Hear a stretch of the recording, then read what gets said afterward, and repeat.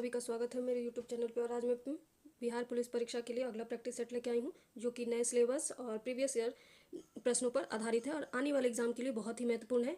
इस वीडियो को आखिरी तक जरूर देखें और अगर नए हैं तो मेरे चैनल को सब्सक्राइब करें और वीडियो को शेयर करें। तो चलिए देखते हैं आज का पहला प्रश्न। आज का पहला प्रश्न है, नोमैडिक एलिफेंट सैन्य अभ्यास भारत और किस देश के बीच संपन्न हुआ? Thailand, Britain, Mongolia, Japan. तो इसका सही जवाब होगा मंगोलिया और यह 16वां संस्करण था और मेघालय के उमरोई में संपन्न हुआ। अगला सवाल है, जुलाई 2024 में किस देश ने वित्तीय और महिला शिक्षण संस्थानों के संस्थापकों के त्रिआयामी चित्रों वाले एक बैंक नोट जारी किए हैं? तो इसका सही जवाब हो जाएगा, ये जो किया है जापान ने, और जापान की राजधानी है टोक्यो। अगला सवाल है, भारत का कौन सा संगठन प्रोजेक्ट नेक्सस में शामिल हुआ है? तो इसका सही जवाब हो जाएगा RBI, reserve bank of India nexus में शामिल हुआ है। और ये जो नेक्सस परियोजना है, ये विभिन्न देशों के विस्तारित भुगतान प्रणालियों को जोड़कर सीमा पार लेन देन को सुगम बनाने के लिए बहुपक्षीय पहल है। इसमें और भी देश सम्मिलित हैं। अगला सवाल है, हाल ही में पुरातत्व विभाग द्वारा किस राज्य में 41,000 साल पुराने दुनिया के सबसे पुराने शुतुरमुर्ग के घोंसले की खोज की गई है? तो इसका सही जवाब हो जाएगा आंध्र प्रदेश। आंध्र प्रदेश में शुतुरमुर्ग के घोंसले की खोज की गई है। अगला सवाल है, अंतर्राष्ट्रीय सौर गठबंधन में पूर्ण सदस्य के रूप में शामिल होने वाला 100वां देश कौन बना है? तो इसका सही जवाब हो जाएगा पराग्वे। और आईएसए के जो महानिदेशक हैं वो डॉक्टर अजय माथुर हैं और आईएसए का मुख्यालय भारत हरियाणा में है। अगला सवाल है, हाल ही में घोषणा के अनुसार अंतिम संस्कार के लिए बिहार के सभी पंचायत में किसका निर्माण किया जाएगा? तो इसका सही जवाब हो जाएगा मुक्तिधाम का। बिहार की पंचायतों में अंतिम संस्कार के लिए मुक्तिधाम का निर्माण किया जाएगा और इसकी लागत कुल होगी 9 लाख रुपए। अगला सवाल है, अरविंद सिंह चंदेल को हाल ही में पटना हाई कोर्ट का जज नियुक्त किया गया है। इससे पहले वो किस हाई कोर्ट के जज थे? तो इसका सही जवाब हो जाएगा, ये पटना हाई कोर्ट के जज बनने से पहले छत्तीसगढ़ हाई कोर्ट के जज थे। अगला सवाल है, रूसी साम्यवाद का जनक किसे माना जाता है?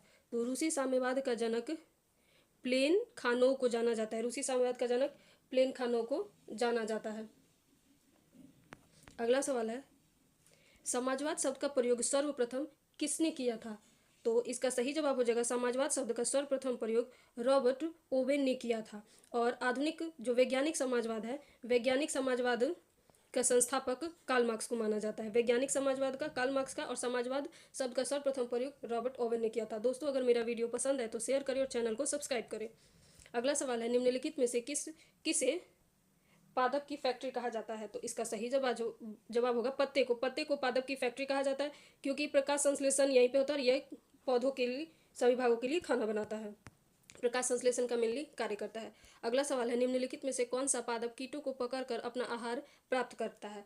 तो इसका सही जवाब हो जाएगा घटपर्णी। घटपर्णी, जिसको पीचर प्लांट भी कहते हैं, यह कीटों को मारकर खाता है। अगला सवाल है, प्रकाश के क्वांटम सिद्धांत के अनुसार प्रकाश की प्रकृति कैसी होती है? तरंग के समान, कण के समान, ना तो कण के समान और ना ही तरंग के समान। तो इसका सही जवाब हो जाएगा ना तो कण के समान और ना ही तरंग के समान। अगला सवाल है, 1922-23 में मुंगेर में किसान सभा का गठन किसने किया था? तो इसका सही जवाब हो जाएगा मोहम्मद जुबैर ने। हालांकि 1922-23 में श्री कृष्ण सिंह और मोहम्मद जुबैर दोनों लोगों ने मिलकर किया था। ऑप्शन में श्री कृष्ण सिंह नहीं है तो मोहम्मद जुबैर हो जाएगा। और मुंगेर में इन्होंने किया था, 1922-23 में मुंगेर में किया था। और वहीं 4 मार्च 1928 को बिहटा पटना में किसान सभा का गठन स्वामी सहजानंद सरस्वती ने किया था। अगला सवाल है, बिहार के किस जिले में तिलहर कुंड जलप्रपात अवस्थित है? तो इसका सही जवाब हो जाएगा कैमूर। कैमूर के भभुआ औधौरा मार्ग पर स्थित है। और इस जलकुंड का जो मतलब मेन है, इसका जल हमेशा ठंडा रहता है। और यहाँ पे करमचट बांध भी है, यहाँ पे करमचट बांध भी है और वर्तमान में यह पर्यटकों के लिए लोकप्रिय बनते जा रहा है। अगला सवाल है, भारतीय संविधान में शामिल नीति निर्देशक सिद्धांत किस देश से लिया गया है? तो इसका सही जवाब हो जाएगा, जो नीति निर्देशक सिद्धांत लिया गया है वो आयरलैंड से लिया गया है। ऑस्ट्रेलिया से समवर्ती सूची लिया गया है, कनाडा से संघ और राज्यों के बीच शक्तियों का विभाजन, अमेरिका से मौलिक अधिकार। अगला सवाल है, निम्नलिखित में से क्या भारतीय संविधान की प्रस्तावना में उल्लेखित नहीं है? तो इसका सही जवाब हो जाएगा धार्मिक न्याय। संविधान की प्रस्तावना में धार्मिक न्याय का व्याख्या नहीं है, बाकी सामाजिक, आर्थिक और राजनीतिक न्याय की बात की गई है। तो प्रस्तावना में 3 प्रकार के न्याय, जो कि सामाजिक, आर्थिक, राजनीतिक न्याय, 5 प्रकार की स्वतंत्रता, जैसे विचार, अभिव्यक्ति की, विश्वास, धर्म, उपासना की स्वतंत्रता, और 2 प्रकार की समानता, प्रतिष्ठा और अवसर की समानता की बात की गई है। अगला सवाल है, विक्टोरिया जलप्रपात किस नदी पर स्थित है? तो इसका सही जवाब हो जाएगा जाम्बेजी नदी। जो विक्टोरिया जलप्रपात है यह जाम्बेजी नदी पर स्थित है, और इस जो जलप्रपात को विश्व के 7 आश्चर्यों में से एक माना जाता है।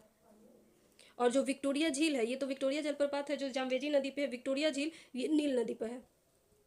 अगला सवाल है, कोलंबस ने किस बंदरगाह से अपनी महान यात्रा के लिए प्रस्थान किया था? तो इसका सही जवाब हो जाएगा पालोस बंदरगाह, जो कि स्पेन में है।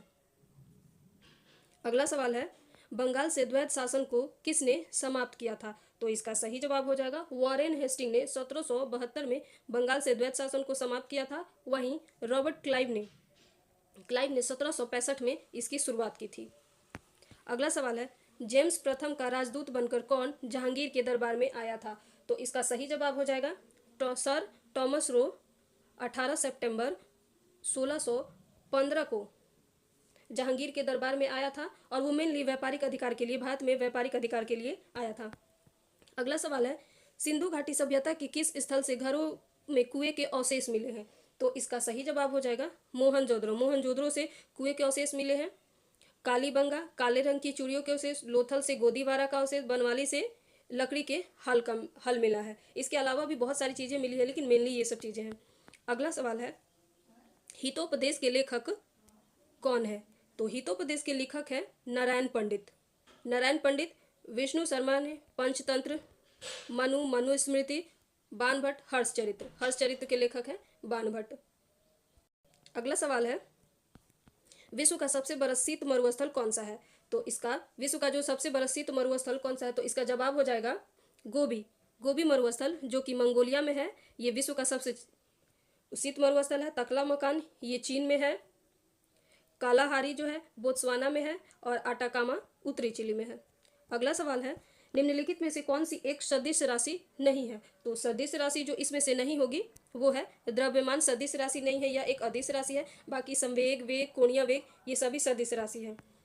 अगला सवाल है, वस्तु की मात्रा बदलने पर निम्न में से क्या अपरिवर्तित रहेगा? तो इसमें इसका सही जवाब हो जाएगा जो घनत्व है यह अपरिवर्तित रहेगा, ये नहीं बदलता है किसी वस्तु की मात्रा बदलने पर। अगला सवाल है, एंथोरियम त्यौहार किस राज्य में मनाया जाता है? तो इसका सही जवाब हो जाएगा जो एंथोरियम त्यौहार है यह मिजोरम में मनाया जाता है, और यह पर्यटन विभाग द्वारा आयोजित किया जाता है। अगला सवाल है, पुष्पों का अध्ययन क्या कहलाता है? तो पुष्पों का जो अध्ययन है वो एंथोलॉजी कहलाता है। एंटोमोलॉजी ये कीटों का अध्ययन है। इकोलॉजी पर्यावरण का अध्ययन है, और थियोनोलॉजी ये पक्षियों का अध्ययन है। तो इसमें सही जवाब होगा एंथोलॉजी, पुष्पों का अध्ययन। अगला सवाल है, बिहार में प्रसिद्ध मंदारगिरी मंदिर कहाँ स्थित है? तो इसका सही जवाब हो जाएगा बांका में। जो मंदारगिरी मंदिर है वो बिहार के बांका में स्थित है। अगला सवाल है, भारतीय रिजर्व बैंक का राष्ट्रीयकरण किस वर्ष हुआ था? तो इसका सही जवाब हो जाएगा 1949 ईस्वी में। भारतीय रिजर्व बैंक का राष्ट्रीयकरण 1949 ईस्वी में हुआ था। आज के इस वीडियो का आखिरी सवाल, भारत के निम्नलिखित क्षेत्रों में से किस में भूतापीय ऊर्जा के स्रोत नहीं पाए गए हैं? भूतापीय ऊर्जा के स्रोत इनमें से किस में नहीं पाए गए हैं? तो वो है गंगा डेल्टा। गंगा डेल्टा में भूतापीय ऊर्जा के स्रोत नहीं पाए गए हैं। तो दोस्तों ये रहे आज के बहुत ही महत्वपूर्ण सवाल। आप वीडियो को आखिरी तक जरूर देखें। अगर मेरा वीडियो पसंद आता है तो शेयर करें और चैनल को सब्सक्राइब करें। धन्यवाद।